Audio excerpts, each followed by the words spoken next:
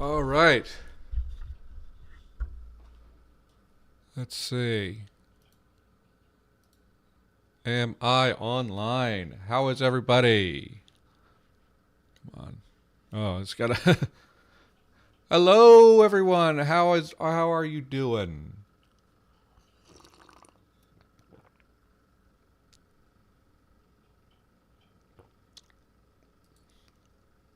Where am I?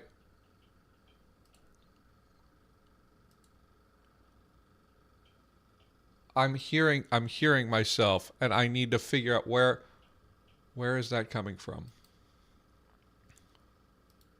Hello? Okay. Hi, Tinglish, Nemo, M Phoenix. How are you doing? Um, I'm just here.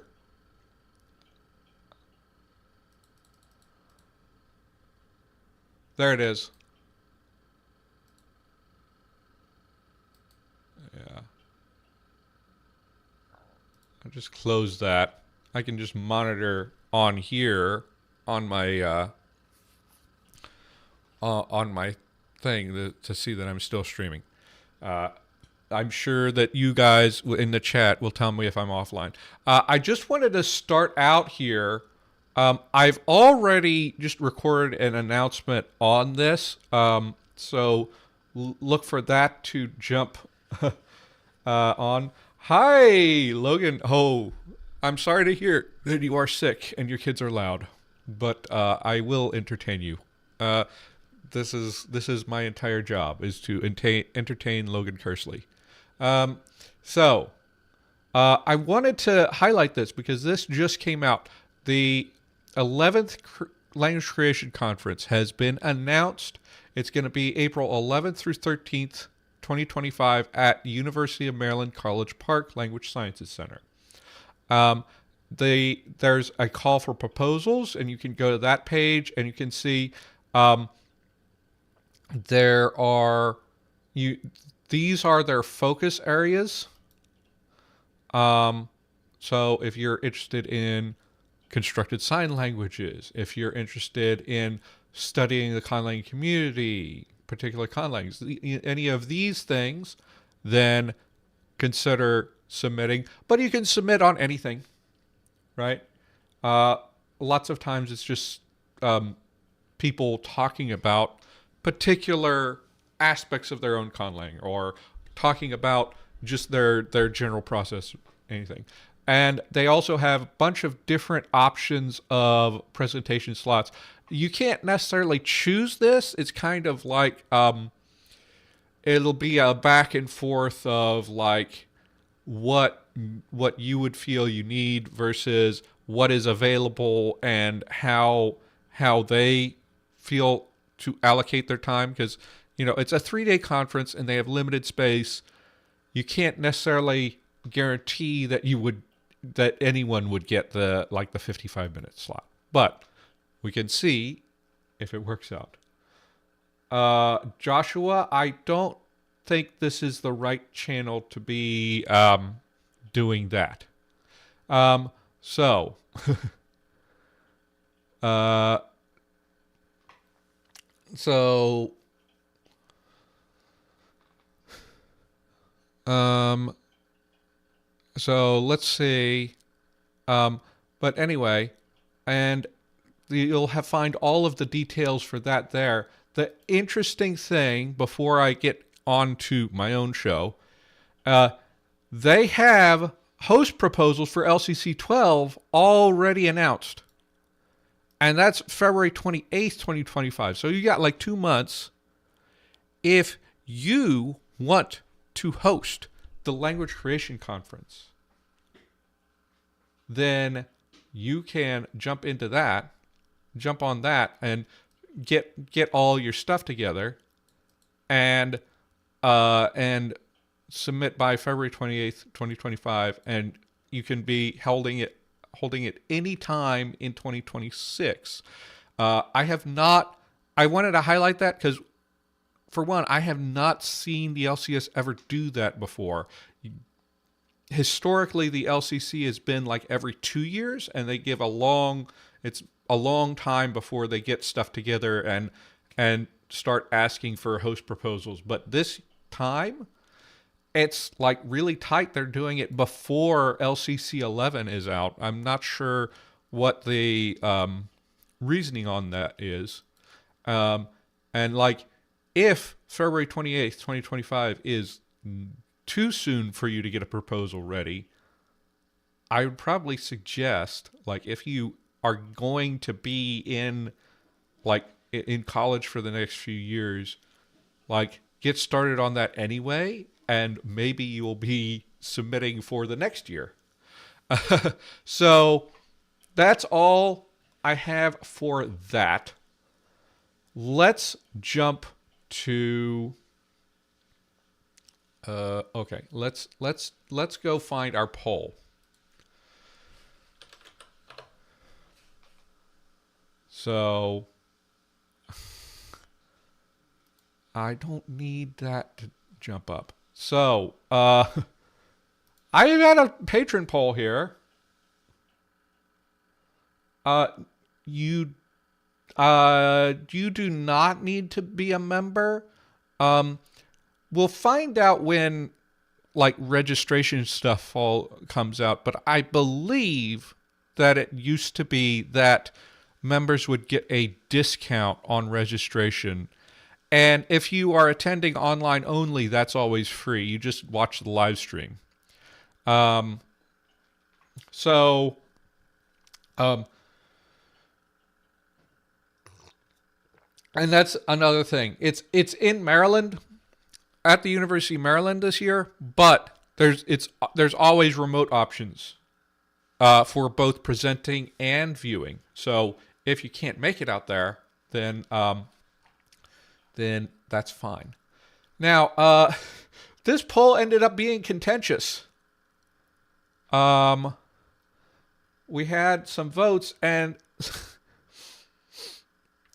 it just ended up like this with 50%, 50%. So that was, the patrons could not decide whether they wanted, like, the weirder option or the normal option there. Yeah.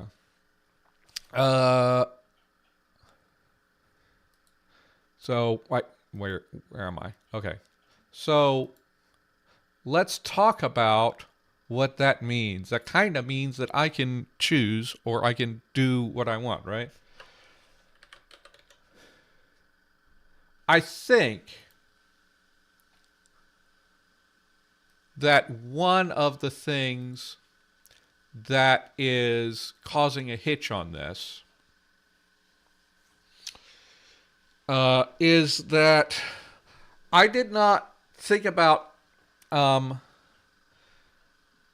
when I'm talking about spacing these out and some things occurring before others.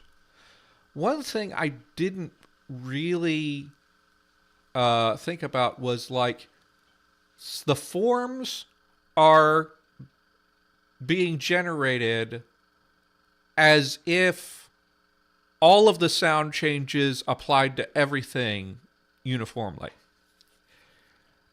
which is usually a reasonable way to do things, right?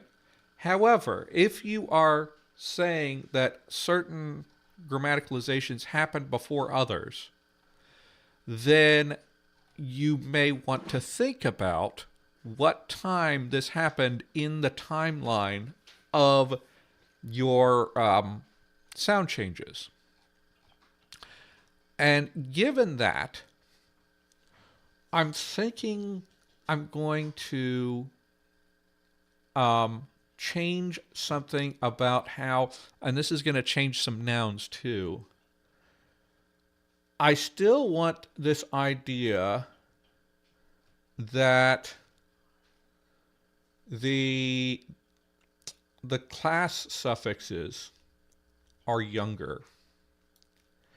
And when we have these class suffixes that have initial vowels, that is causing a little hiccup with that kind of logic, because that initial vowel will then blend with a previous vowel, and that's some of my first sound changes. So let's actually jump on to Lexergy and let's get the latest version of my thing. And let's talk about, I think what I want to do is I want to actually do the option B. And if I can I'll find my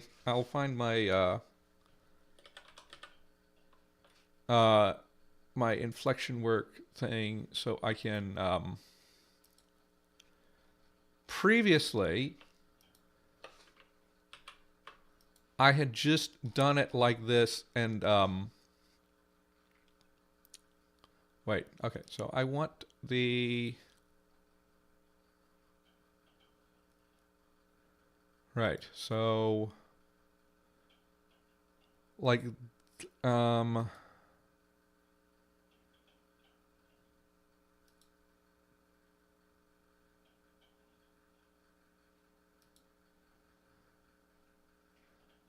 so this was the first option, this was the second option. And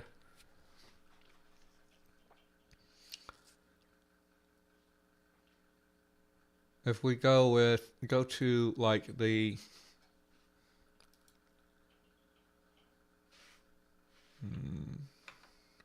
let me try to zoom in.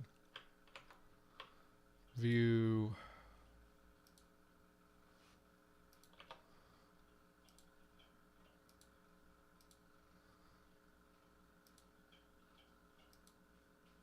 So we can say, let's say if I can find an example of where this like matters.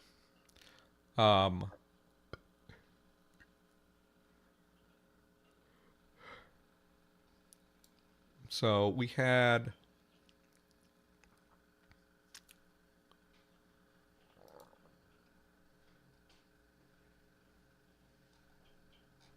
right. I pro de yeah. So this one, sudo ed sudo ed. You end up with sududi. Then, and that's fine. I think I can make these older and have them do that. But then if we and have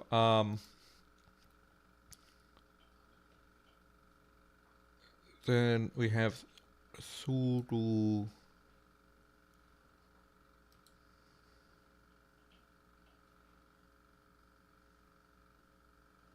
which is the yeah.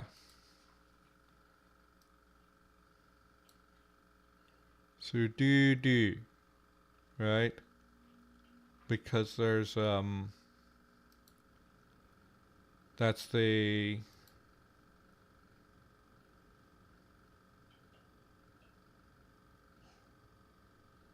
sudo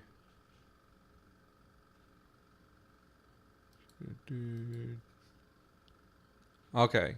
This gets like sort of weird because we got ide and then that becomes like assimilated and ends up with a long right? What was the source here? So we'd have that was ud, right?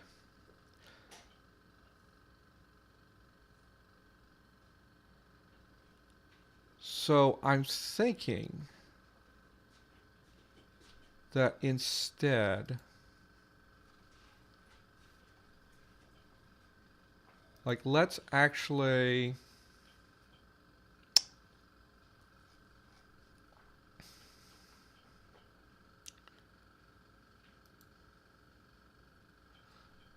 let's just do a different kind of proposal.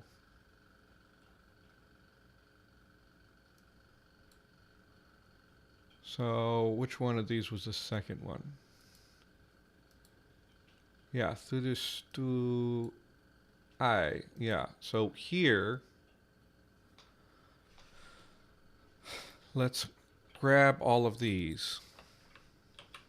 But I'm going to do a little bit of magic with Lexergy. And now, I was thinking about how to do this, because you can actually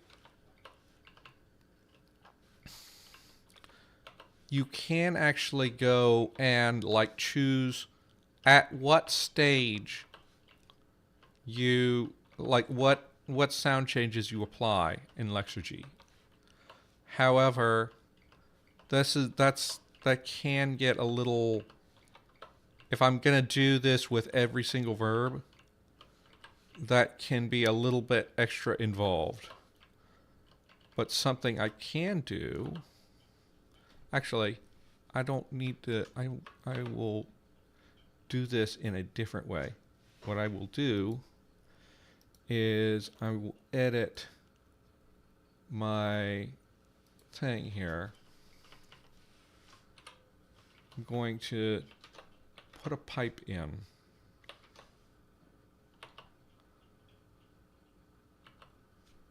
And will it work for me to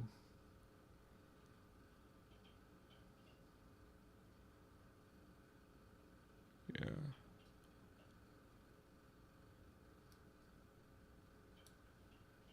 Right. And then do the same thing here.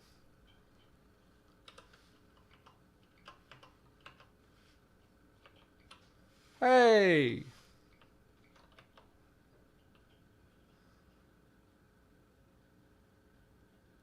Oh no, that's not what I'm not doing what I want. That's not what I want. Let's undo. Undo. This, what I want, is where I've got these, yeah.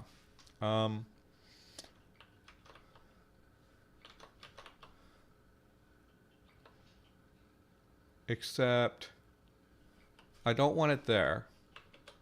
I want it to start with this. Yeah.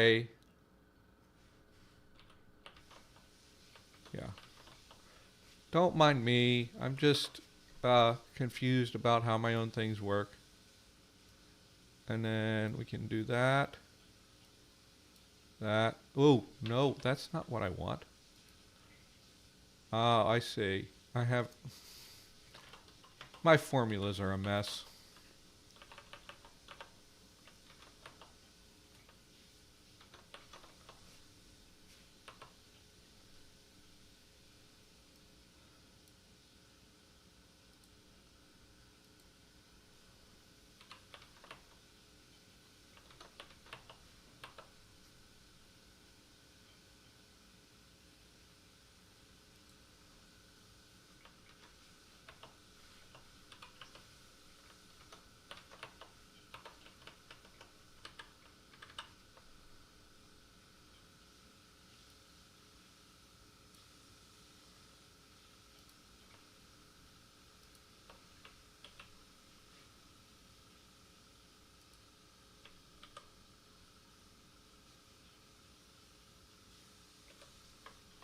What?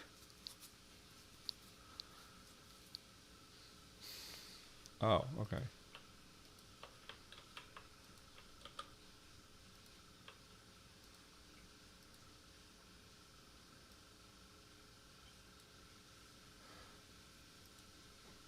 I don't need it to be over to there. I need it just there. Now, that was a lot to deal with. So the idea I have here is that first and second person marking, whichever way you cut it, existed before they tacked on the agreement here. And then we're going to go in here And actually, I should go Notepad++.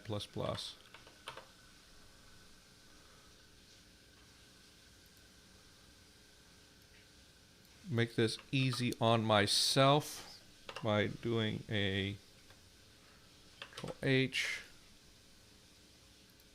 You can see that I have done this operation before. And then what I'm going to do is we'll put that into Lexergy. And we're going to have this is just a feature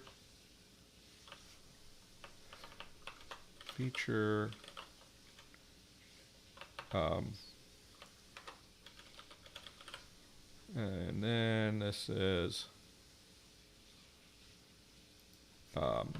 symbol pipe plus divider, and why not? We'll put it in the constants list so that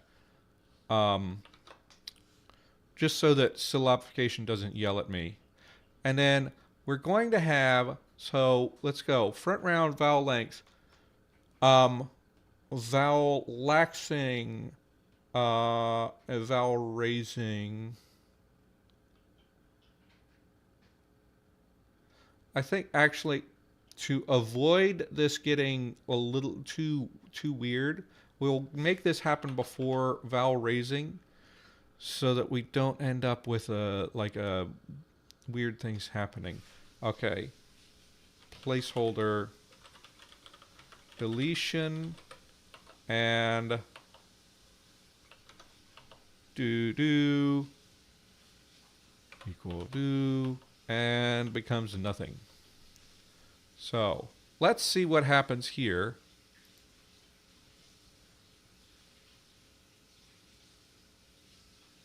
Oh, I need a colon. Okay. Apply. Now, I want to, let's get, this is the sheet where I have the, so I'm going to duplicate this.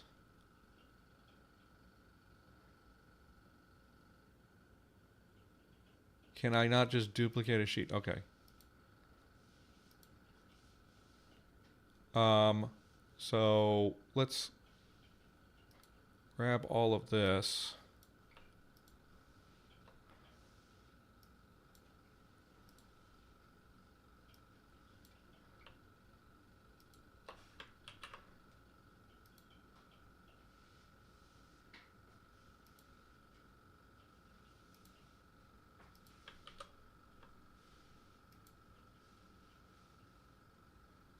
But we're going to get all of these.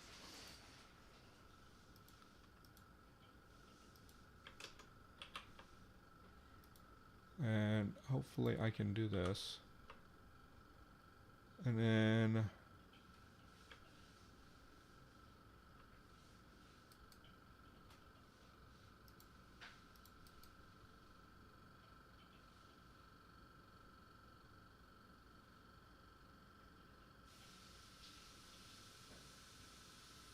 transpose. Oh, not there. Oh, that's fine. Control.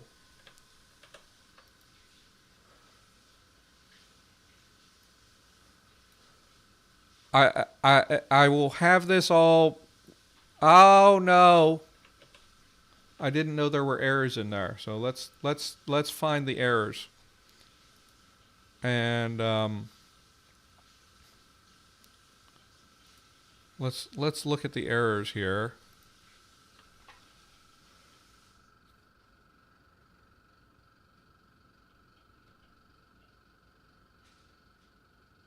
Oh goodness. Adding that as a consonant before syllabification actually. You know what? That's fine. I can do that before syllabification, and it will be mostly the same kind of thing happening. So apply. Now we don't have it an issue. Export.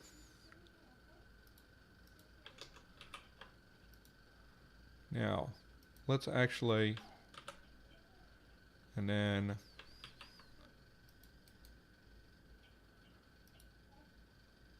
transpose that. And we're going to create a chart.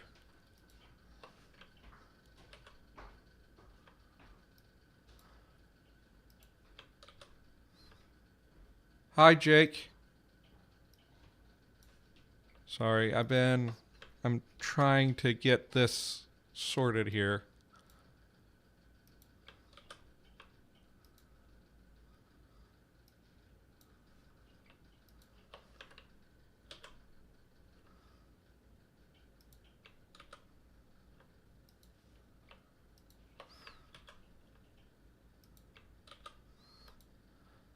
And then let's find a way to, let's see.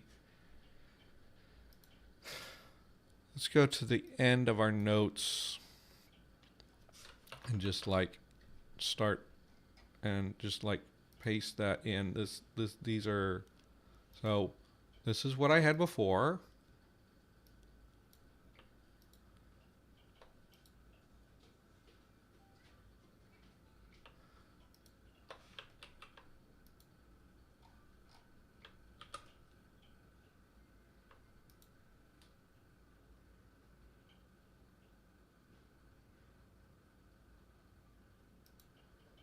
Okay, let's do the singular and plural separate.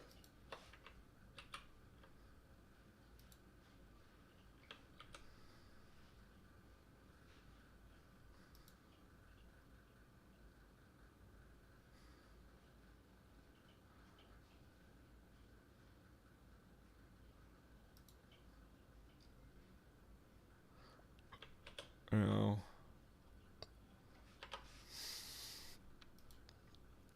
I'm trying to get this to where you guys can see it. If I go to web layout.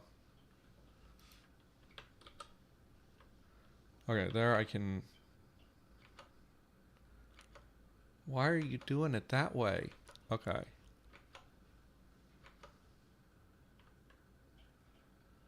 And then I think I can actually get the whole thing in there. So this is going to be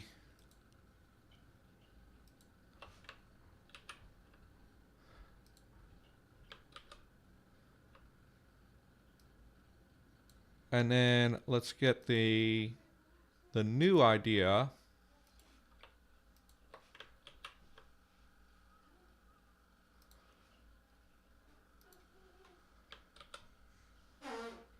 And then let's do a comparison and see. Okay, here we go. What we have, we still end up with this id.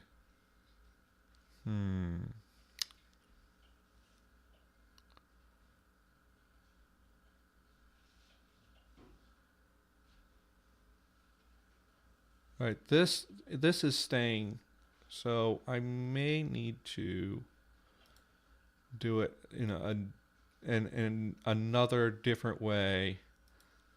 I need to come in here, and if we want to be consistent, then we also need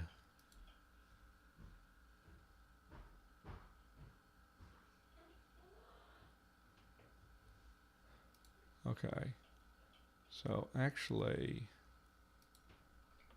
we do not need it to be there.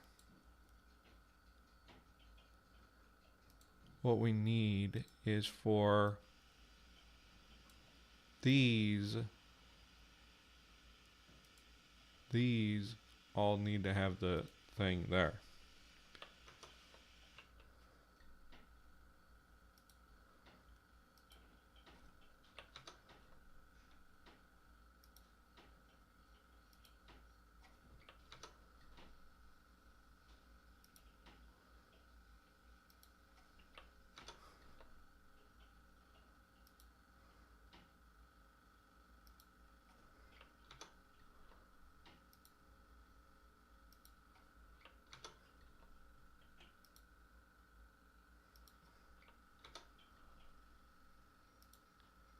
and this is slightly overkill actually, but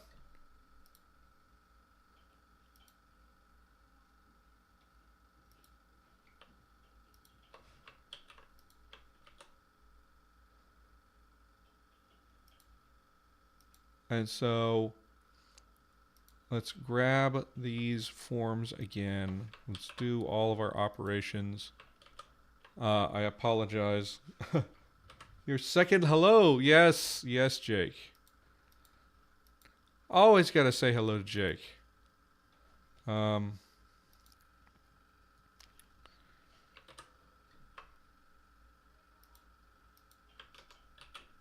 So let's go and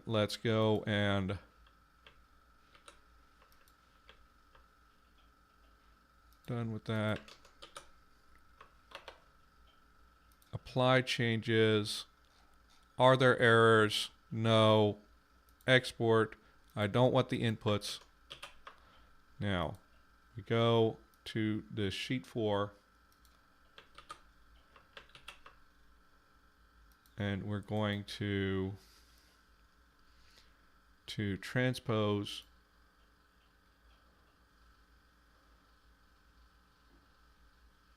no, I want to transpose.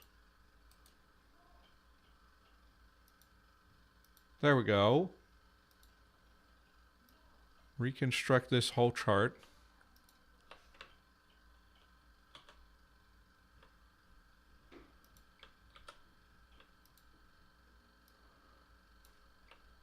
Riveting content, I know.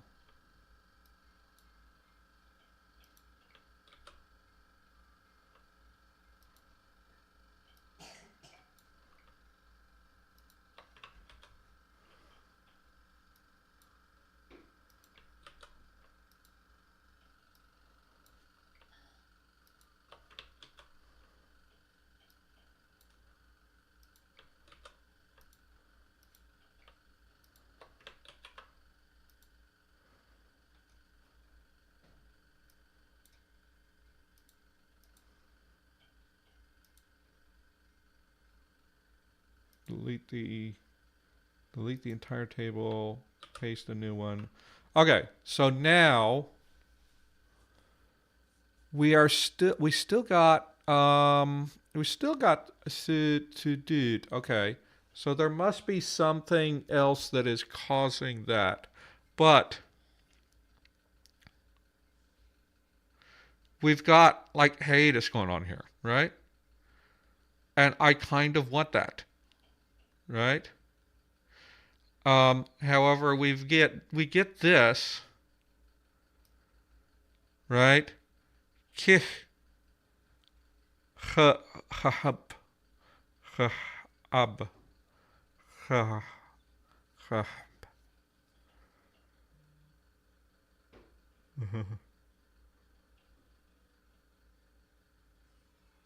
There's been some nods to to Celtic languages, yes. Now, so this is actually conveying now the fact that these markers came a little bit later. So the thing I'm thinking now is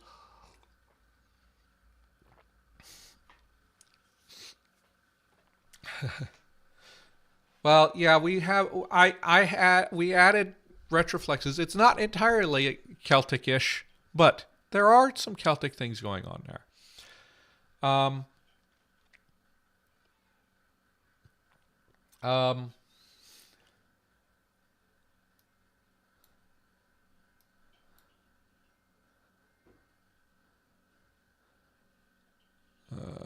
Sudoab.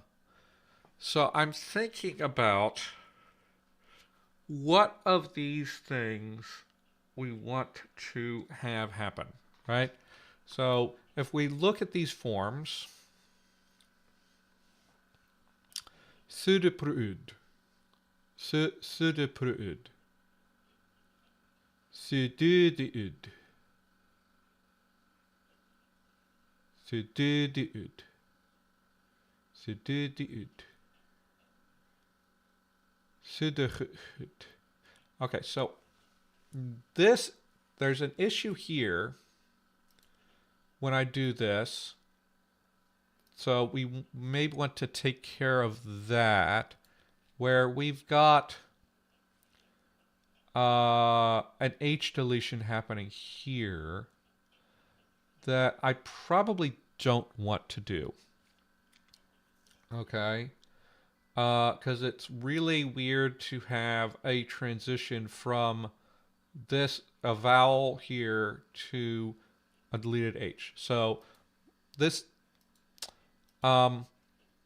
so we can go in here and we can have our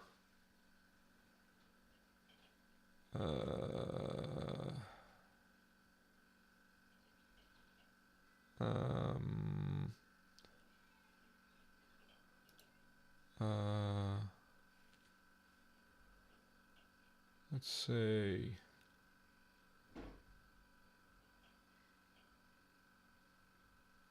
Okay, so we want this to happen. We want our constant gemination. Geminate constriction. Where was... Okay, we had the sonorant devoicing.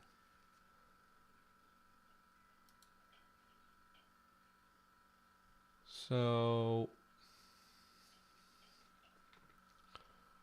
we want to have an exception here.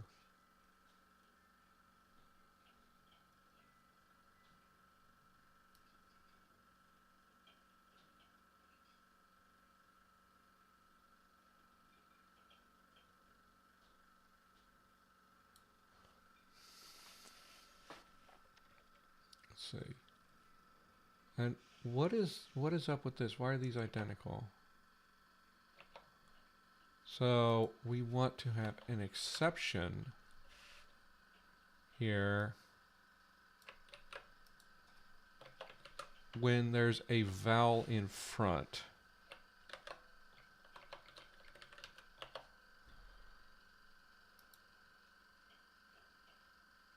And then if we apply that,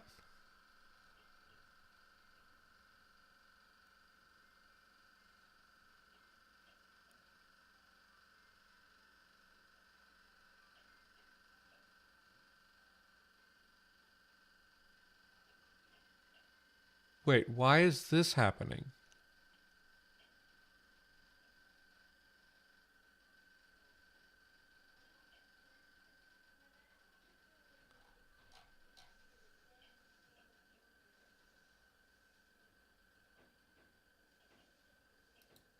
Why is that happening? What's going on here? Oh, I messed it up. I messed it up.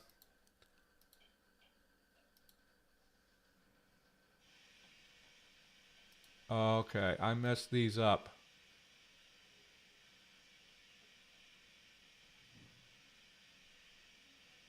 I messed this up. Okay. Let's go back here and see where George was silly. And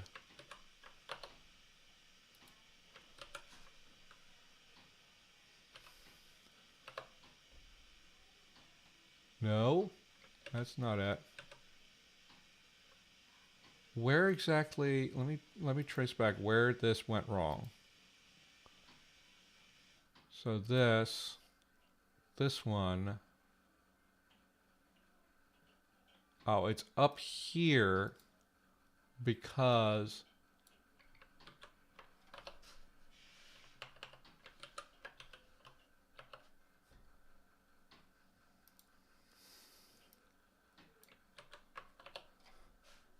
hello, Aaron.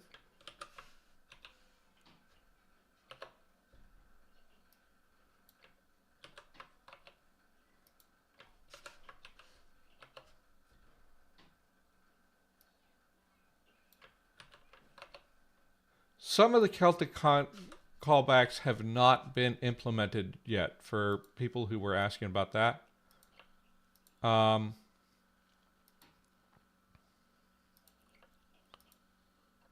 And is this?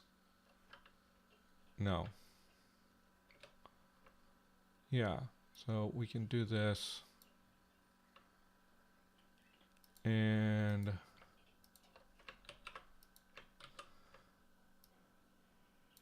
now that should be right.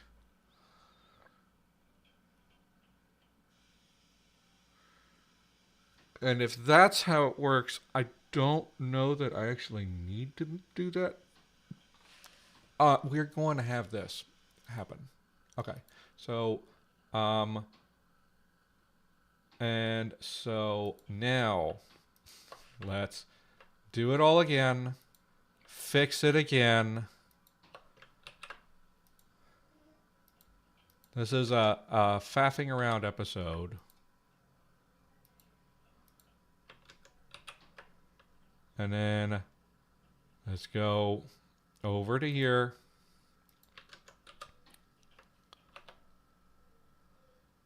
Apply. Export. Then we go back to here.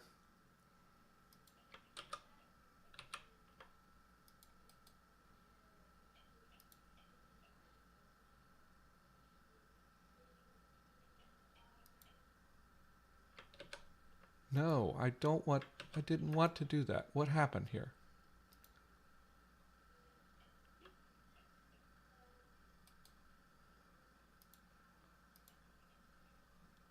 Then we go here.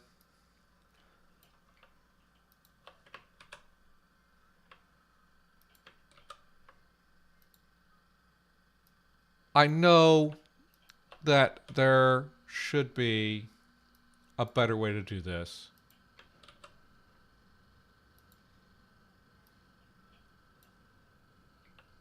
Are we still getting that? Okay, we're still getting that. What's going on now?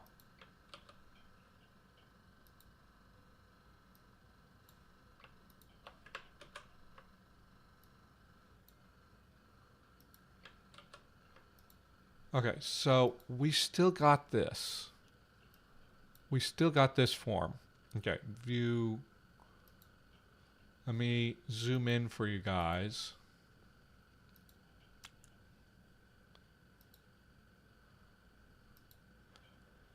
We still got this.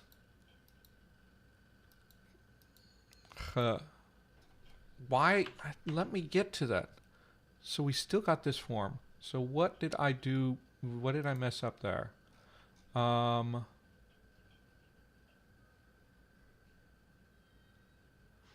So this.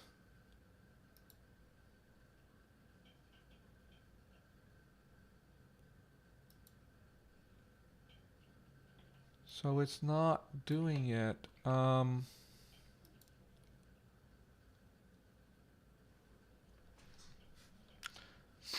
Maybe I should do this.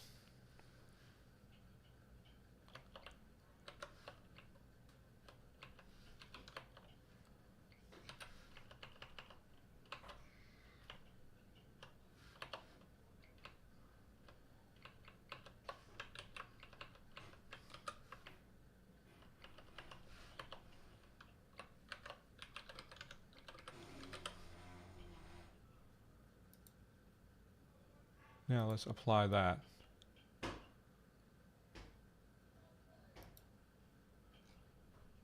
Let's see if we still are getting that.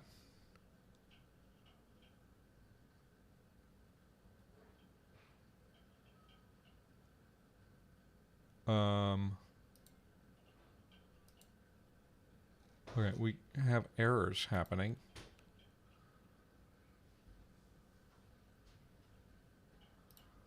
Okay. Trace changes. These.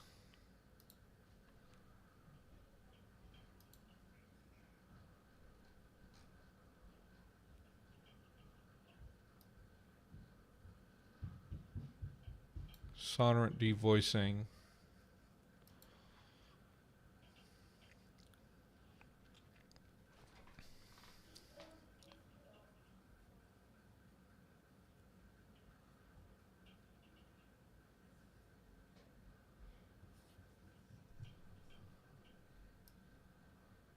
So what do we have here? So we have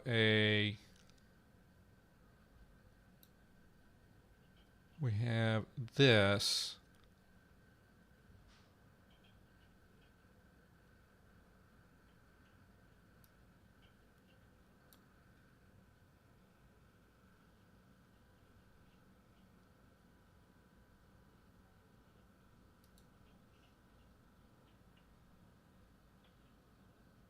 That environment is not there. Constant that is GW and not constricted plus Slavic becomes GW not GW. Not GW. Oh, okay.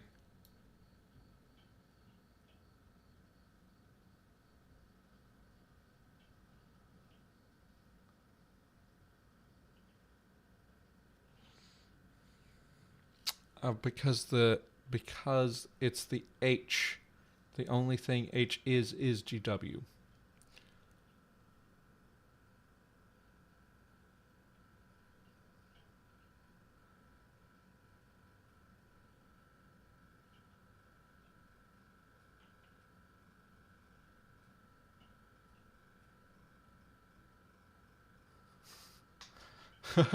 Christmas cakes. That's great. How am I going to do this? So I have a problem with this rule where it's applying to H, but H you can't remove the GW from H because H is there. I can't figure out, is there a way to exclude a specific segment? So H, the H is just GW, which makes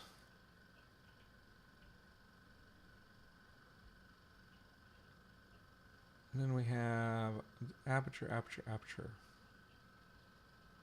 Everything else is going to be aperture, right? So if we make this plus aperture,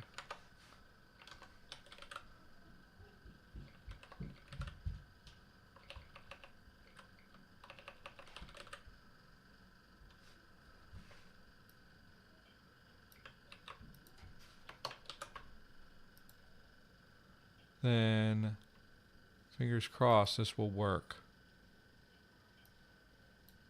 Okay. No errors? No errors. Okay, good.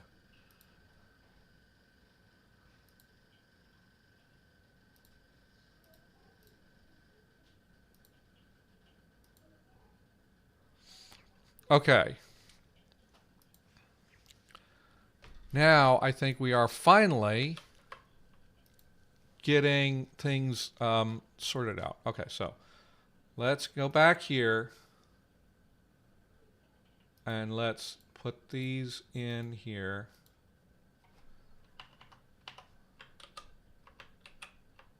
And then let's go transpose.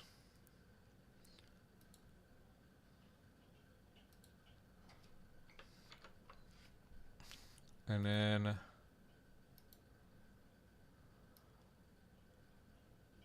I'm going to have to zoom back to 100% because I cannot deal with that being that long.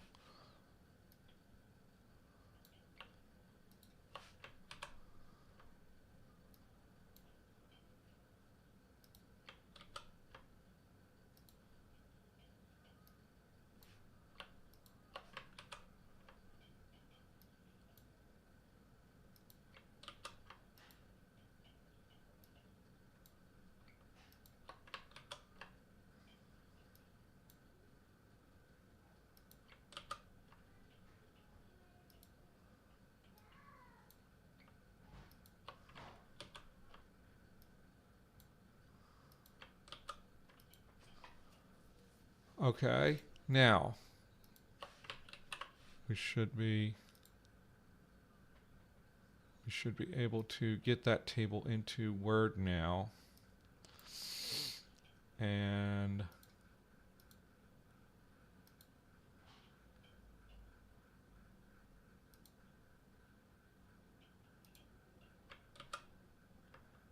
And do we still... Okay, so now we have H preserved. Sudigehud. Sudigehud. Sudigehud. Sudigehud. Sudigehi. Sudidu. Dudi. Sudidu. Sudidu. Sudipru. Sudai. Okay, we still get that E. Sudoi. Sudoi. Right? Now, we can come up with some more sound changes.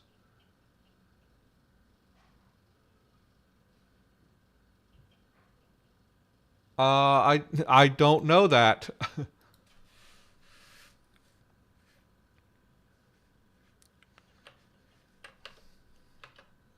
Oh, I didn't know that. Thank you. That will make the things easier next time I do this.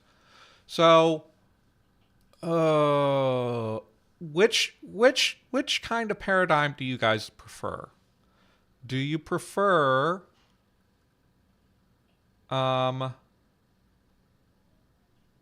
where we have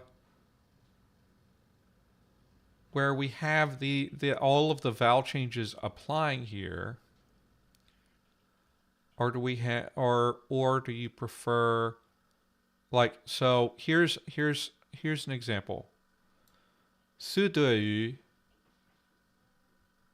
Sudui. I keep messing up my stress rules because I'm used to pronouncing ndakaga, but it should be sudui, sudui, sudui, or we get sudui, sudui, sudui. We can make this extra metrical too, just for good measure. And then we can think about how do we resolve this now? We can resolve it in a completely different way than what we had before, right? Yeah. And the 4-vowel cluster is not going to stay as we move into the dialects. Okay. Now, I think before we do too many more adjustments to this paradigm, I'm going to have to coin some more verbs. And we can... So Aaron's stress is penultimate unless the last syllable it is heavy, and then the heavy syllable attracts stress. And it's complicated to remember. Maybe I will add a stress mark when we get to romanization, or maybe it will not matter in the dialects because we do like the French thing of deleting everything after. We'll have to see. We probably will not do the French thing because I don't think that will work with this language so well. So I'm going to leave that, but I'm going to actually decide. The thing that I'm going to decide is we are going to have this situation where the first person and second person affixes actually attach before all of our tense and aspect stuff. But the third person class affixes attach after it, because I think it's interesting. And then with this new addition to how we construct that and making these avoid some of the earlier rules, then it works out. What's like Welsh, Aaron? Yeah. We will work on how to like fix these hiatuses because we don't want to generate we don't want to have a ton of hiatus in the final language. Um, but I want to also have like a few more verbs with more variety of root shapes before I get there. The other thing, just to review, and then we'll see about like working on new some stuff. Yeah. Oh yeah. Oh yeah. So it's just it's pretty common to have some kind of a condition based on syllable weight that can move the stress a little bit. Um, the one I always think of is Latin. So in Latin, default stress is anti-penultimate, right? Or is it penultimate? I think it's actually stress is on the penultimate unless the penultimate is long, if that's right. Okay, good job, good job, Aaron, with the cake. Um, now we also were working on our modals, and I'm definitely going to have to rework on the uh, and I by the way, if you follow me on if you go follow me on Blue Sky or you join the Discord, sometimes when I have like a bunch of things to do that we didn't get to, I just go and do polls on the Discord. Let's grab the last one of these.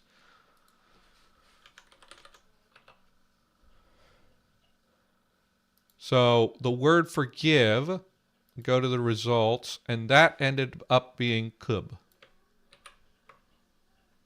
So we have our modals. We have uba, ukta, abi, yi, and kub. So that is all of these taken care of.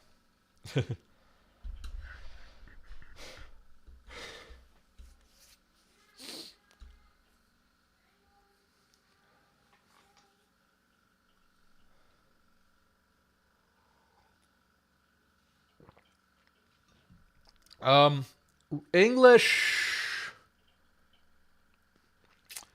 Okay, so English is a bit weird. English has a number of different stress patterns, um, depending on the word. So it ends up being lexical. By default, English speakers will go to penultimate stress. However, there's weight considerations um, and the language is such that we end up memorizing words, which also leads to a lot of dialect variation. Like lots of people, yeah, lots of people uh, will have police is the more standard form, but some people in the American South or among African Americans will say police, right? So you get things like that happening where different dialects stress different things because they're all lexical. Um, let's jump off and talk about. Okay, so we've got all of these. I'm not 100% sure. I'm thinking maybe these will start out as being before the verb, but something interesting may happen when we start doing inversions and do the VSO structures, right? Um, Yeah.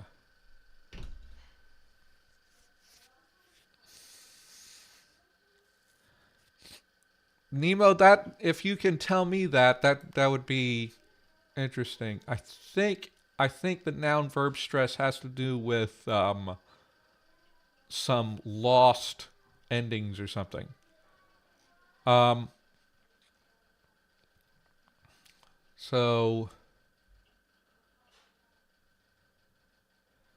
what can we start working on? So let's put a pause on these things. Um,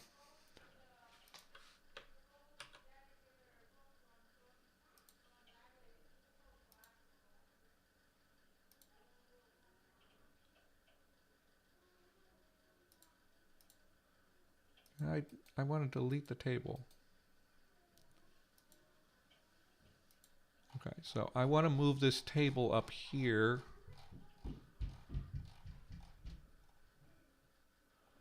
And then I want to under verbs, and then and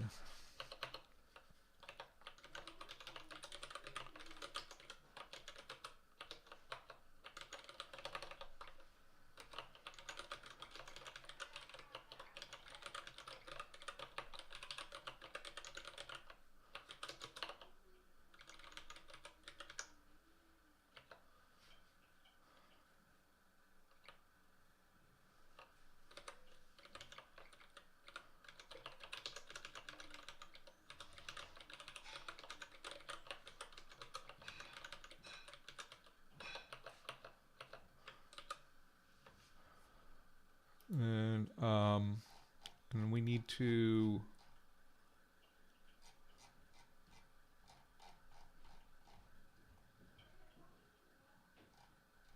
go here. I'm actually happy to have the pronouns stay like this. Then we need to consider whether like these nouns.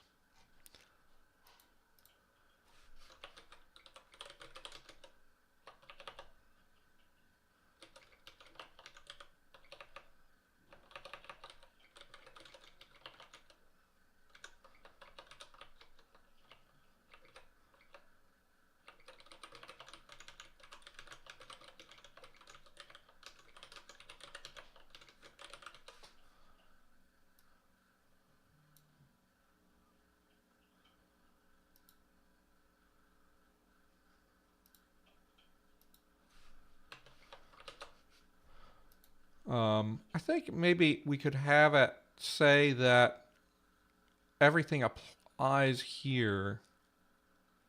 I don't think it actually matters. No, it does matter. I think this applies here because like these demonstratives got these suffixes first, then nouns, then verbs. And then we could work on that.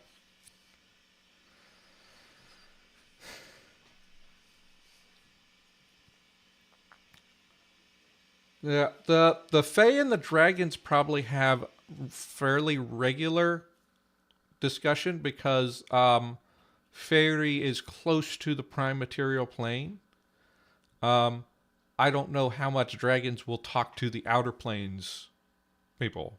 I think there's gonna be a gradient of like the celestials will be way off on their own because they're far away in the dreamscape, right?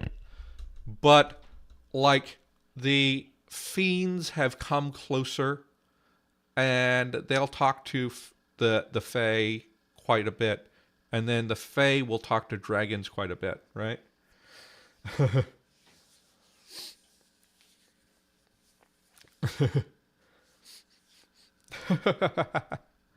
um, I mean, there can be fae dragons too. So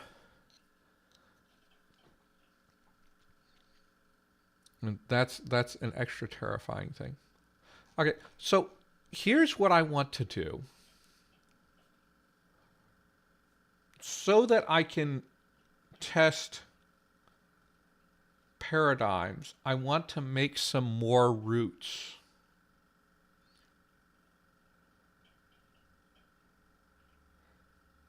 What do I think of the Watsi lore that the Giants became for before any other race? I don't really care.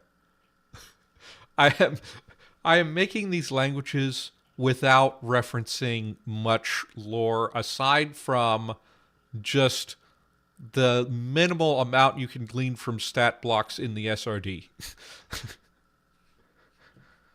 um, it's that's the way I'm approaching it. Yeah. I mean, it kind of does, Aaron, it does kind of dovetail with some ideas that I've had because I don't know uh, if if you saw my showcase of Ndakaga, I had this word referring to humans, ifedu, which this is e, which is the diminutive prefix, plus fedu, which means giant, and it does this fedu does not have any meaning related to size. It just means the creature, the giant, right? But it is a derogatory term for humanoids. And the idea is that dragons actually, they have a word for giants, and they respect giants to a certain degree because they are also large and powerful creatures. But they look at humans and elves and dwarves and they think, oh, you're a little too big for your britches. And they call them giantlings, basically, or baby giants, in order to like make fun of them. That came about when I was writing the monologue there. I don't know if the giants would be ancestors of humans or a separate thing. Then maybe that's something you can decide. But I just know that the dragons think of giants as better than humanoids, and they mock humanoids, calling them little giants. That came about because, like, originally in the monologue for that, I was referring to humanoids as nubeo, which literally just means biped, and that was like, that's too neutral. This dragon is very mad. He's going to be throwing slurs. So I made a derogatory term, ifedu, that's mocking human hubris. So, kutach. So we have some words. Let's actually. I'm going to show you guys something that can be useful when you're working on basic verbs. Valpal.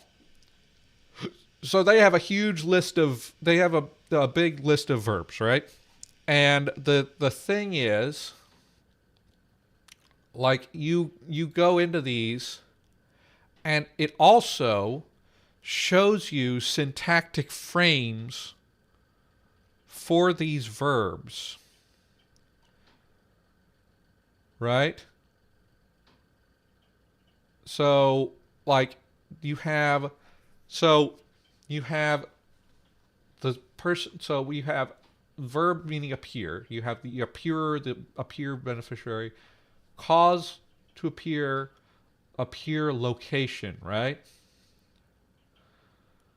And then you can actually look in. Oh, they got ho chunk. That's great. So you get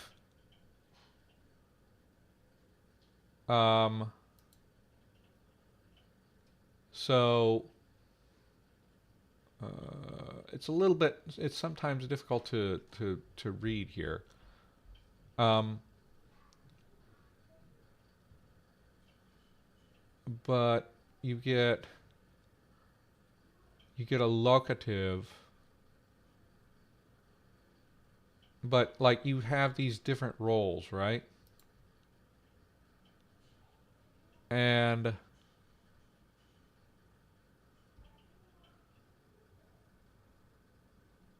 okay, I need to figure out. Okay, so this, like, this is the person that you appear to is shown in a locative. If I and in event key, it's with a dative, and then you can have and you have notes for different languages. So you can also get into like the constructions around those verbs.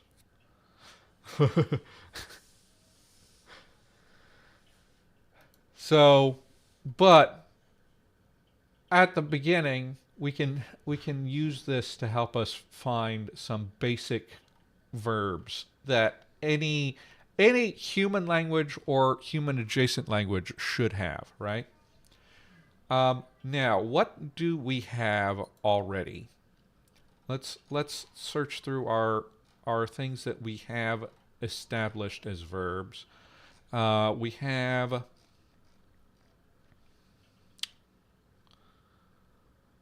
we have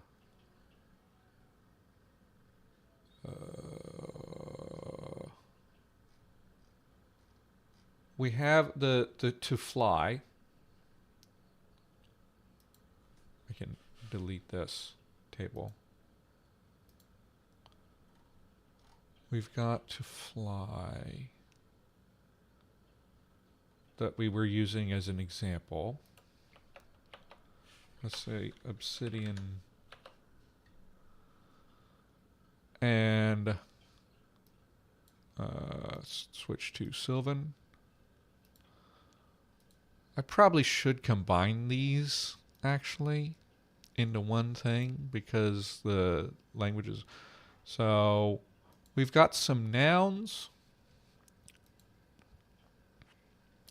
Ichu.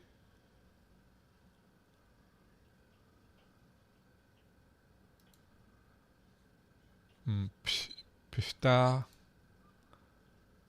Pate. Pate. Ukwa. Ukwa. We don't have. I didn't actually put sudo in there.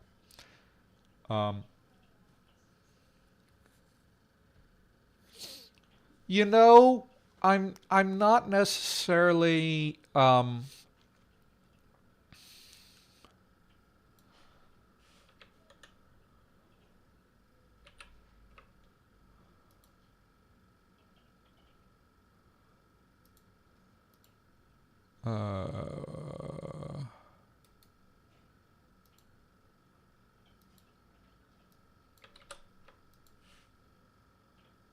and how did I set this up? Okay, etymology.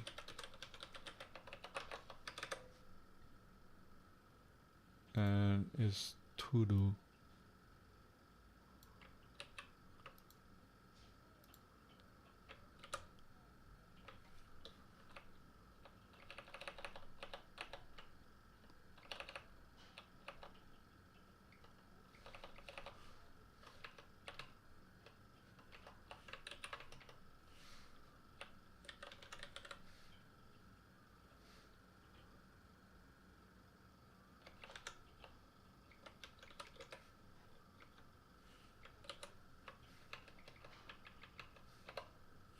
And this is a verb.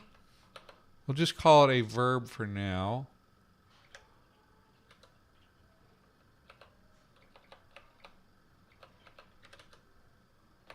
And this is fly, right? Let's go. All of our modals come from proto-verbs. But we want to think about whether we want these to still mean the same verbal meaning today, right? Um,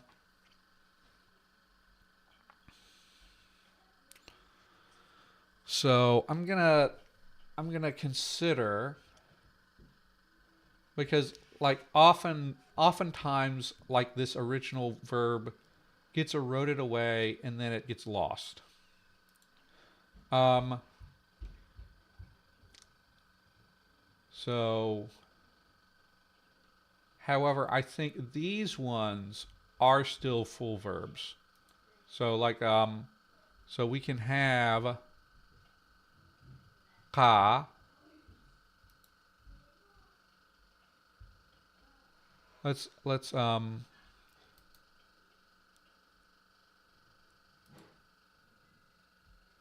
no, I don't want to do that.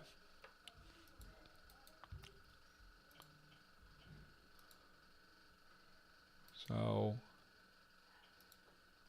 we have ka.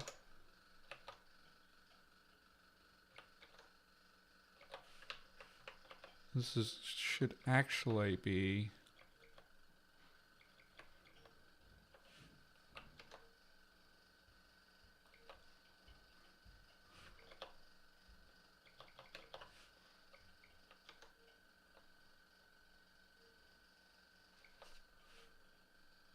why is this not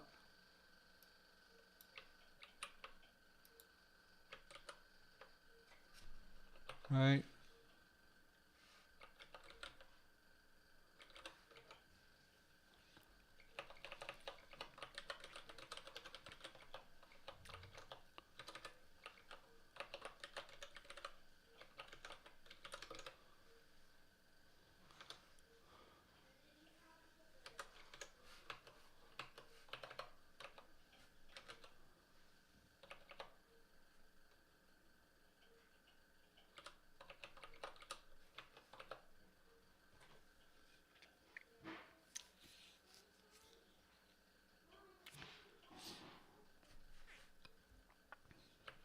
Oh, that's super cool.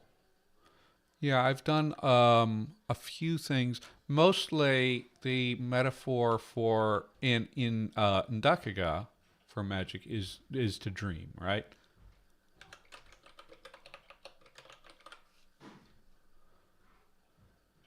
But and then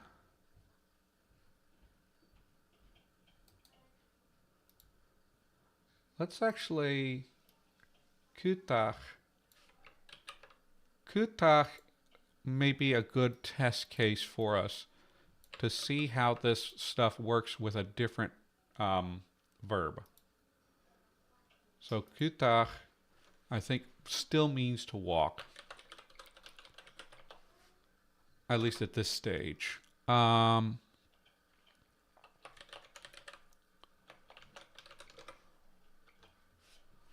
And it's Kutak. Kutak.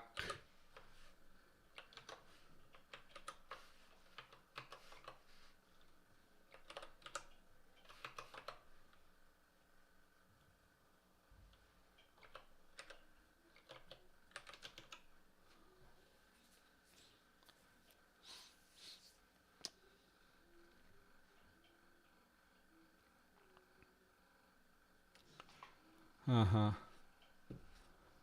And so let's actually take this and then what I'm going to do, I'm going to, can I just duplicate a sheet?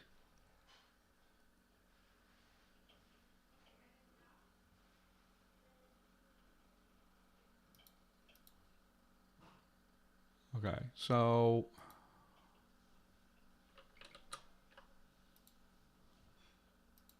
right.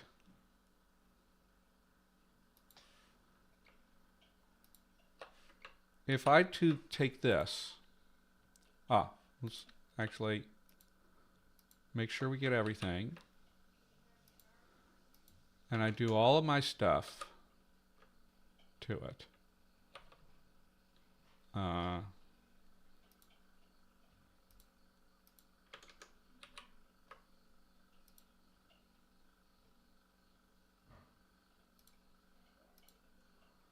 and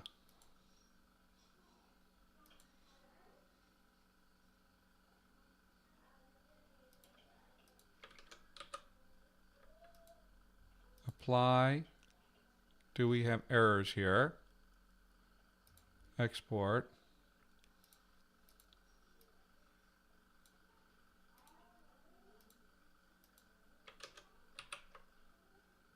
Then we're going to go into here and we're going to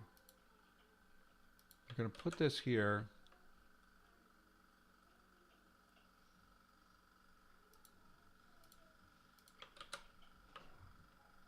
And then go here.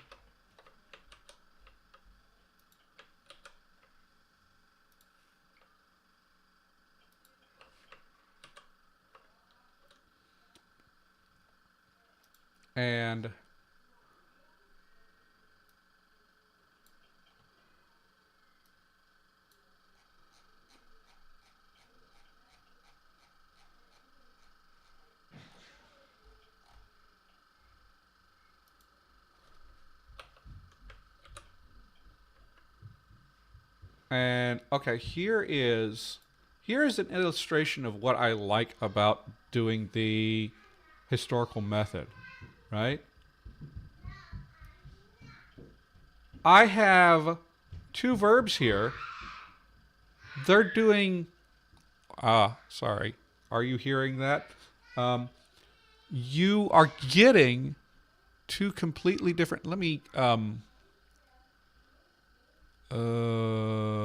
actually, sorry chat, but we're going to have to make you a little smaller. Okay, well, I can scroll across to let people see better, but we have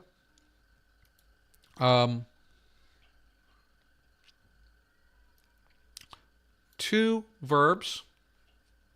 One ends in a vowel, one ends in a consonant. Look at what we have here. Here we have sudugeti, right? Sudugeti, right? Kutuk, kutuketi, right? Kutuketi, right? This is like very different looking form from this. However, you can see where they came from the same thing. Other places it's not as clear of that, but why is this Sudujk?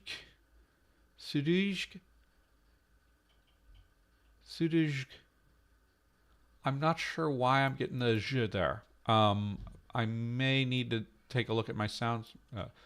Kutukshk.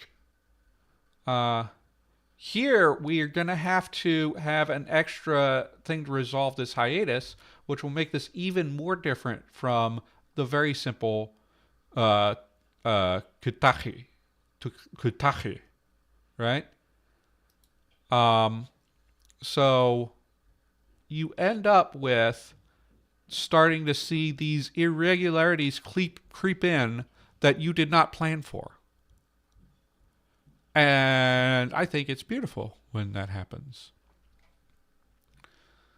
Um,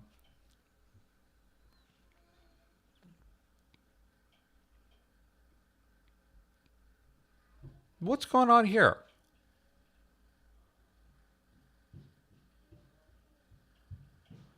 Why is that happening?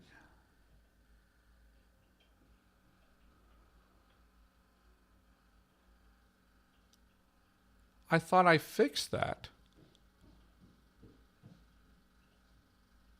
I did fix that here. I must have been putting things in the wrong place there. Okay. Well,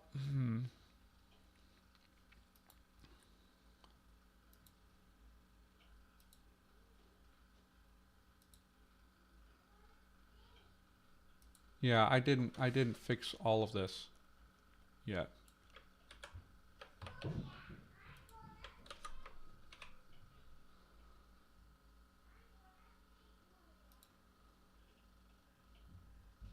I think actually if I just carry these over, that will fix that problem.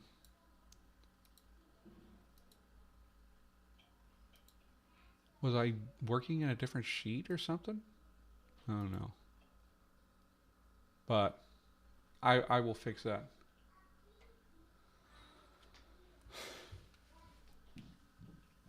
Yeah. Yeah, you get lots of you can get lots of crazy things.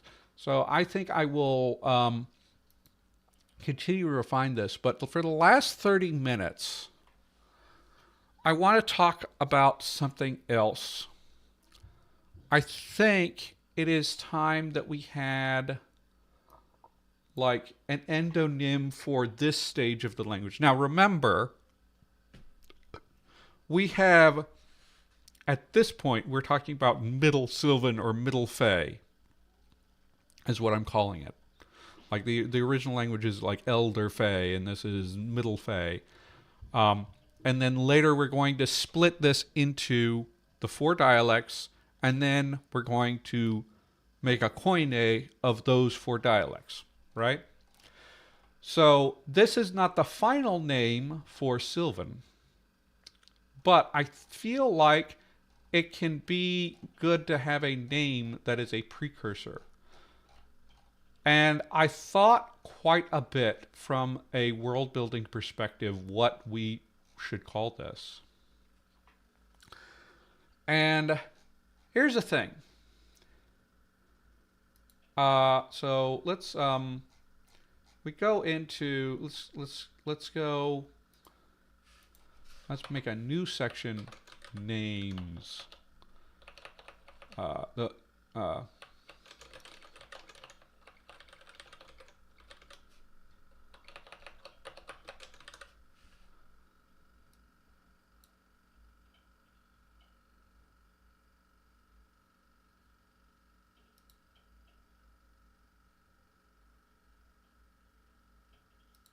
Right. So I thought about lots of different ways to think about like where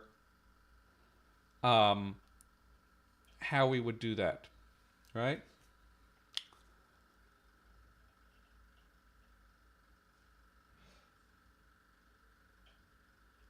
And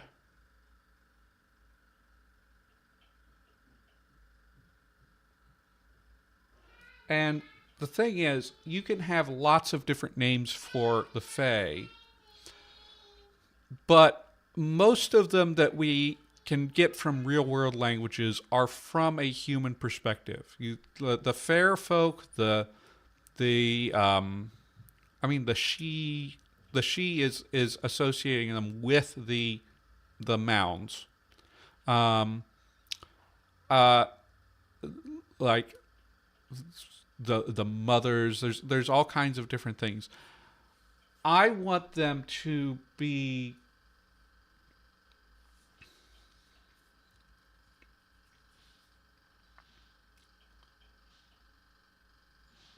Oh, that's interesting. I want to define them in their own terms. So I'm thinking that they would call themselves just a plain root that means people, Fae, right? That's just a collective thing. Now, this will be a collective thing. And then we talk about terms for fairy. I thought about that, and I think they would just call it our world. But the prime material plane is the world of cycles. So my original thinking was fairy would be called the timeless realm, the timeless place, right? Because time is weird there, right? However, if we think about it, we can think about the cycles of our world are frozen and are places in fairy. So day, night, dawn, day, dusk, night. These are places. And then there are places there where it is always summer or always winter, or things that are kind of associated with those two. So the seasons and the day cycles do not occur in fairy. They occur in the prime material plane, and then they have this timeless reflection of them. So I think they will define their own world as normal, but will look at the prime material plane and see, oh, day and night change with the time and the seasons change with the time. This is the world where there are cycles. So this, we're going to need some more material for this. We might need some more material for this. But let's think about. We need, and then language.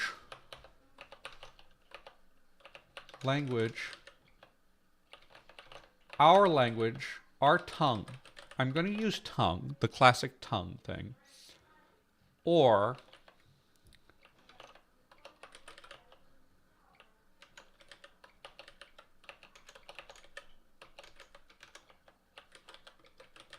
to be more like specific. So let's start getting roots, and let's do some of this on stream, huh? Let's decide. This is draconic, so let's just jump in and puspu tushtu pb utu uta gui. I'm not interested in bukua kiki kubi ipea.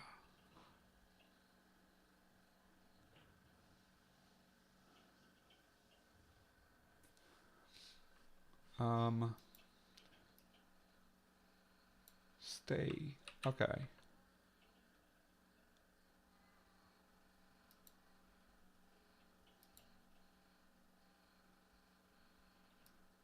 Here.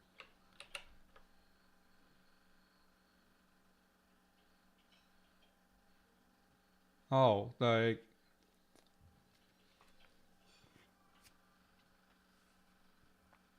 yeah, so we can have here, I have two that are, what is our word? Let's actually, first of all, let's take these into Lexergy and see what happens to them.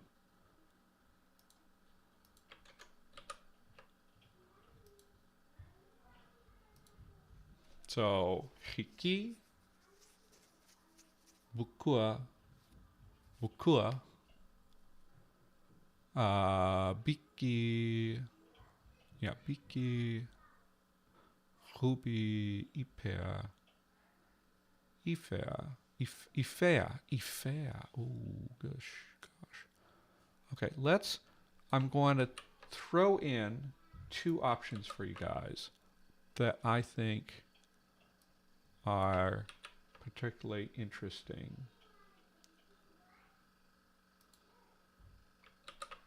And this is going to be, what is our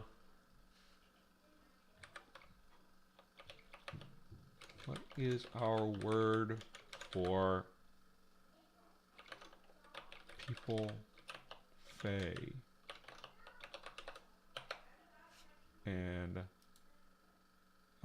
I don't want to, no, I don't want to, I mean, we could add a couple more. Bukua. And no, I think those are all the ones that I want. Can I just start the poll? Okay, start a poll. Which one of those do you guys think is a good word for fae? And remember, it's going to get a suffix.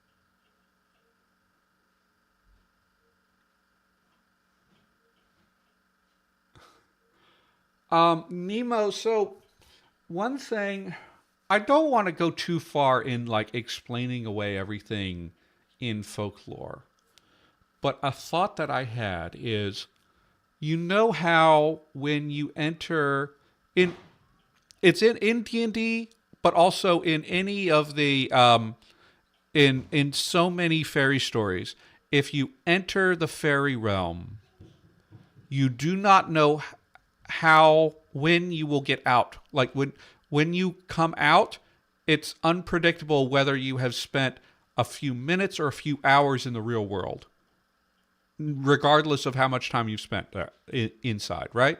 A year could be a day, or a day could be a year, that kind of thing. I have thought that one possibility is that, like, it matters where you exit. And if you exit in a place that is associated with a different time, you are going to exit at that time. And you could be jumping ahead by traveling around fairy, especially, between the different day regions, right? However, like in these stories, generally you don't go back in time, right? That's the one thing.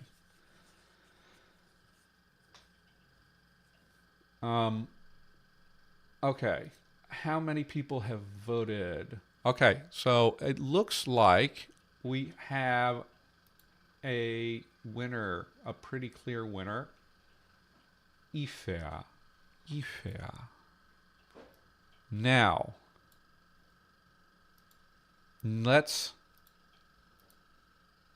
before we go further with that,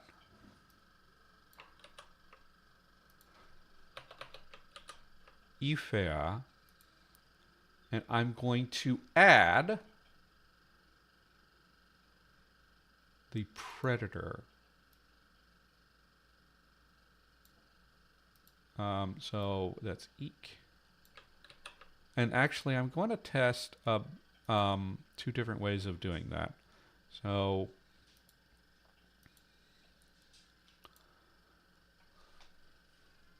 do I want the pipe, or do we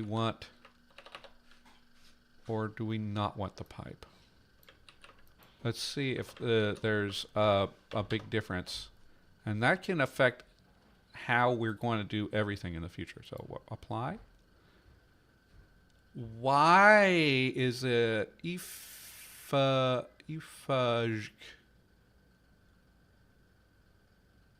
Okay, I need to.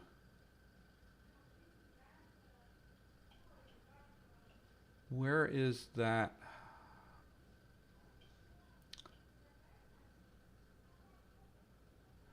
Yeah.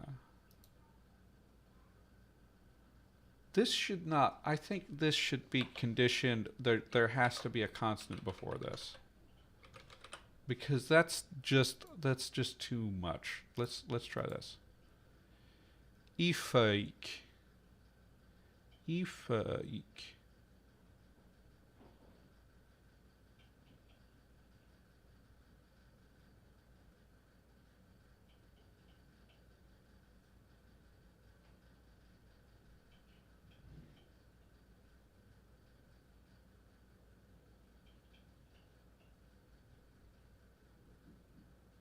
Ifaik. Ifaik. I don't like this.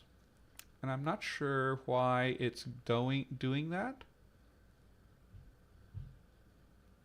It should syllabify with the two vowels and make a heavy syllable.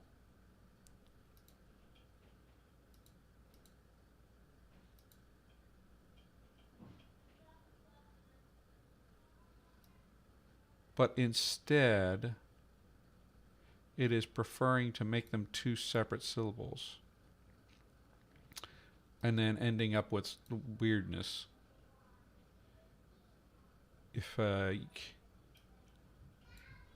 I'm going to make an executive decision that, okay, we're going to have this. However,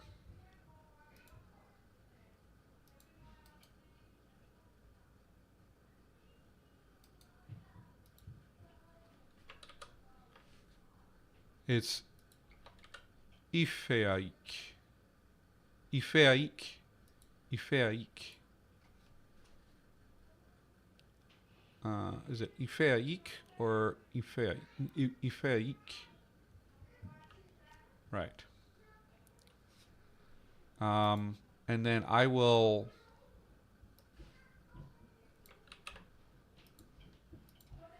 yeah.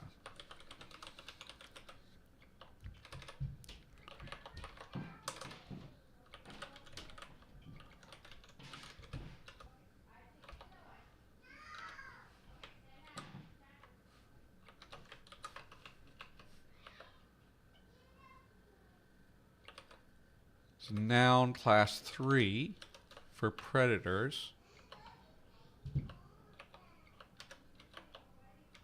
A person.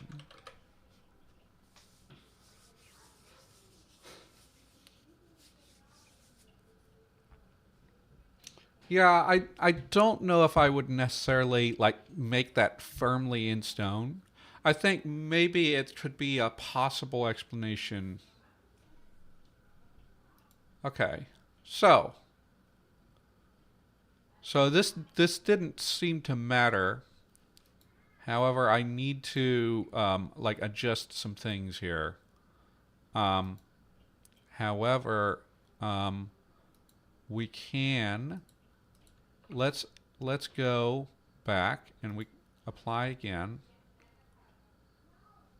I'm going to turn off the trace changes. Now, let's make it between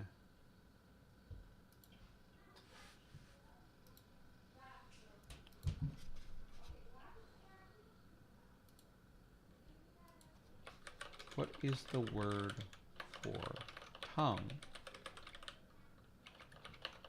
Language.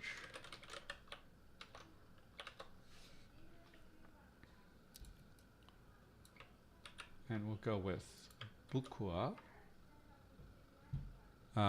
Put hiki in there.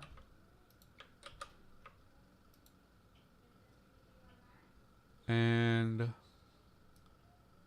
A D.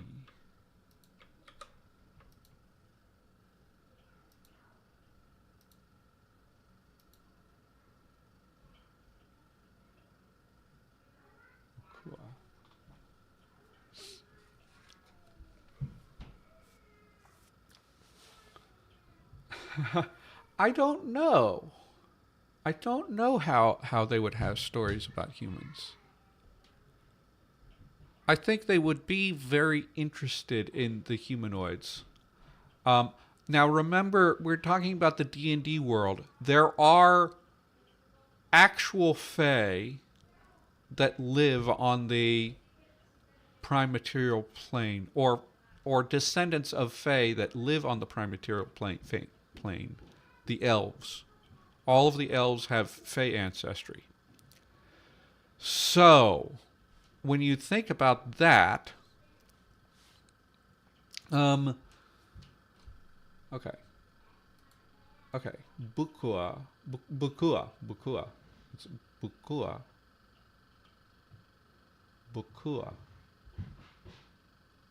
as a word for tongue and language. There's a few more people that could vote. Hold on.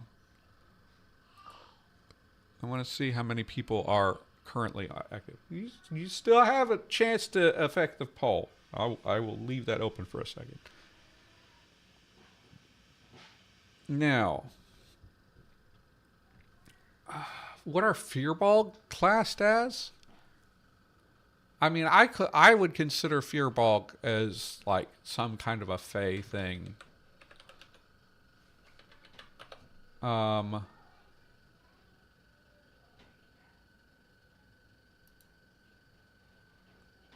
Half giants. Oh.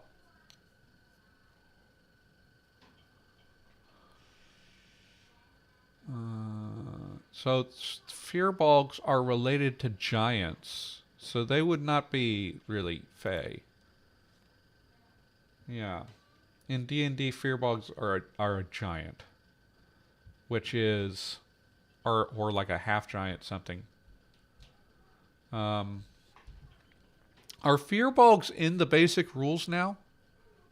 By the way? Or are they only something that you like can have? Oh, goodness. Okay. Okay. One vote is out. It's between Bukua and Hiki.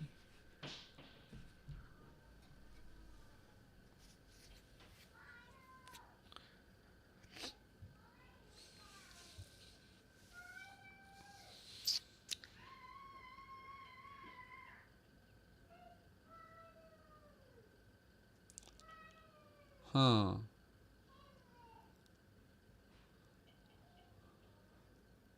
I'm going to give you another couple of minutes to see if another vote comes in. Because I can see how many of you are on.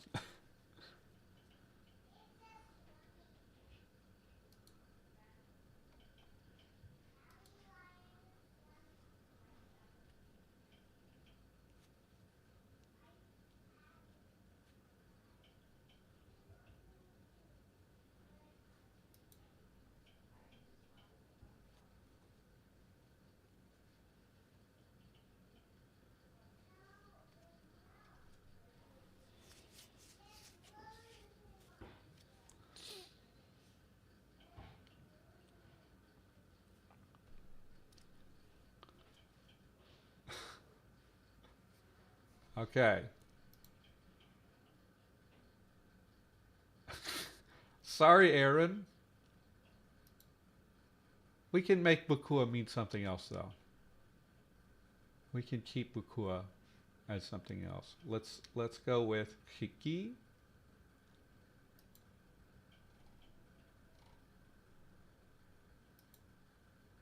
And here's what I'm going to do.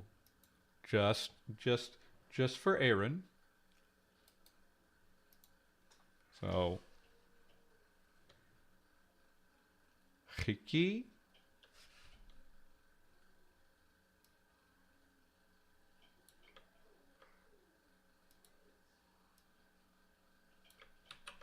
Hiki is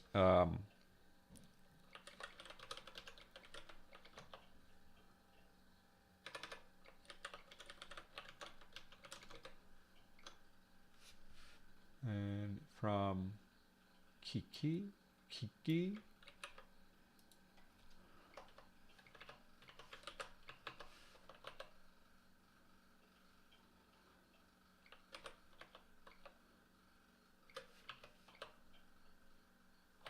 Tongue.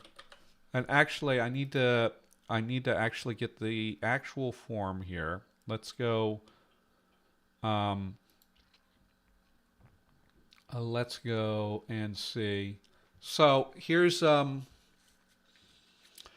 question. What do we want to use for body parts? What noun class we want to use for body parts?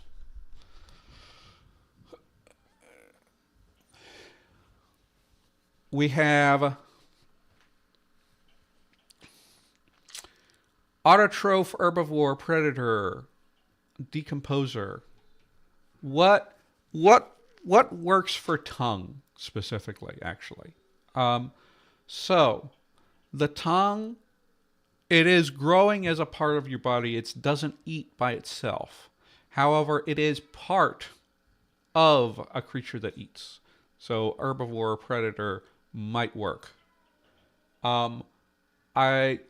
How about this?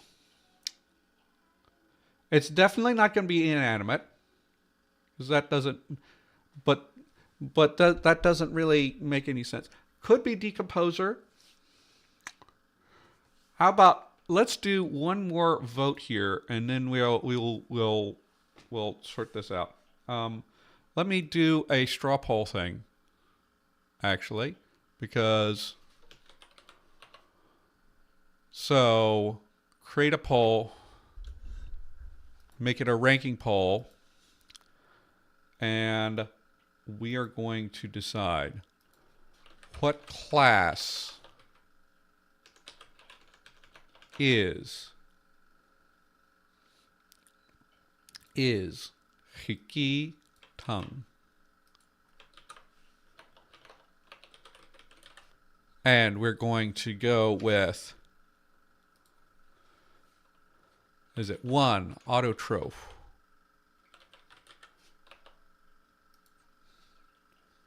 2, herbivore,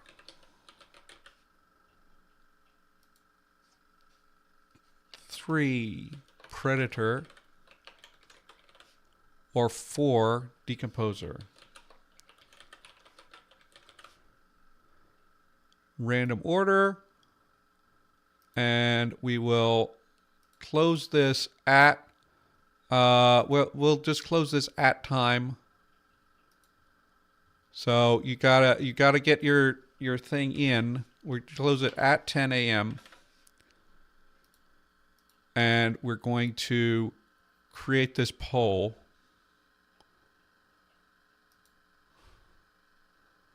Share it. Copy. Yes, Fae are predators. So Fae are a reflection of humanity, right? And humans are predators. So I think of the Fae as they would predominantly be predators. Now, there are particular Fae or residents of Fairy that might not be classed as predators. Like treants and dryads might be actually classed as autotrophs because they are plants. There might be some that only eat plants and are classed as herbivores. But the general term for Fae for right now is going to be classed as predators. Okay. And I'm going to be watching the results on this one. It's very interesting with a couple of votes. Okay, it's jumping around. So, and this may inform how we define other body parts too. We'll have to see.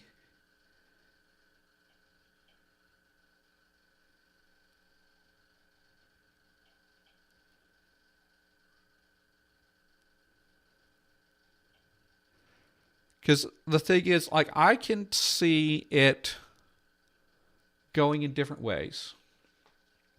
I could also see the class being different depending on which animal's tongue it is, right?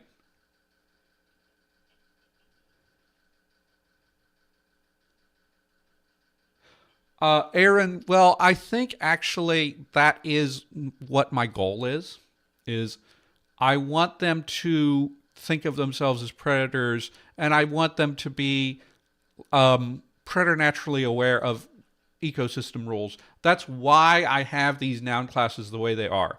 This is not. This is a very unnatural noun class system for humans because usually people have their noun class system like developed in a time when they are not thinking this way about ecology, right? Um, but uh, but in this case, um, and I kind of don't like the like close to nature meaning vegan sort of thing because it's kind of weird. Um,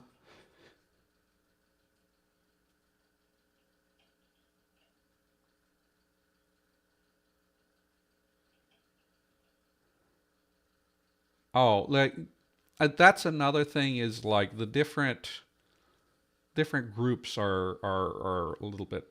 Um, I mean, we have a lot of freedom to consider with that. Um, we got some people. Some people are voting for decomposer, which is interesting. Uh, I can think of an idea of a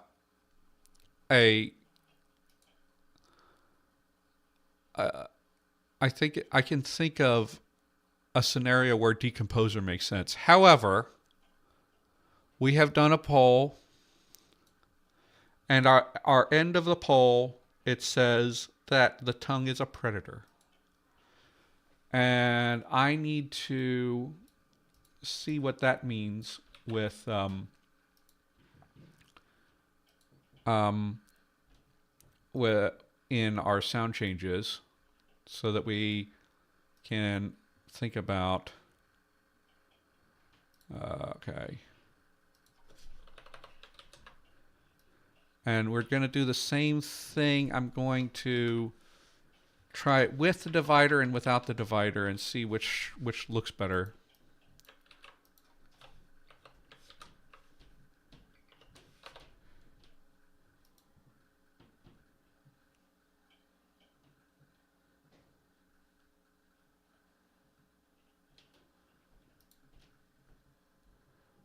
Okay, it doesn't matter.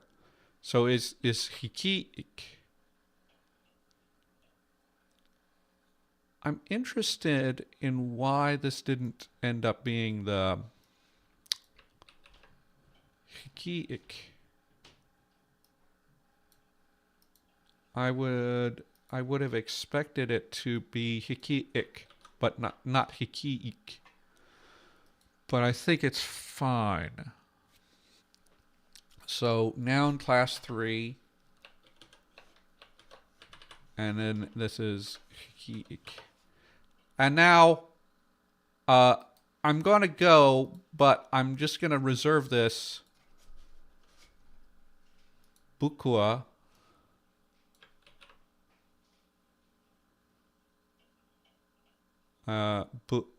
bukua is going to be used.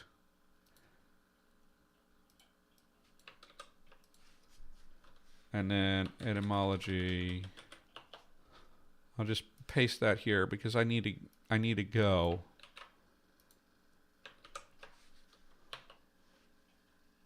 That means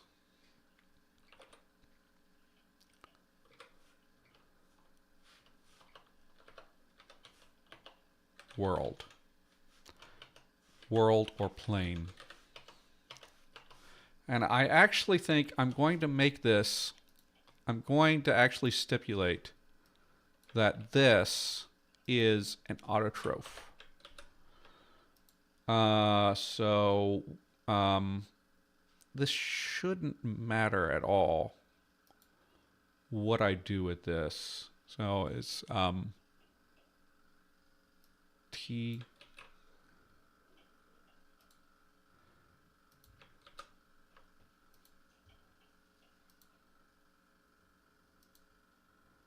Bukwasi. Bukwasi.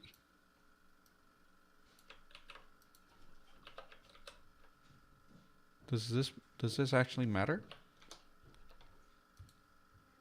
Oh, either way, it's Bukwasi.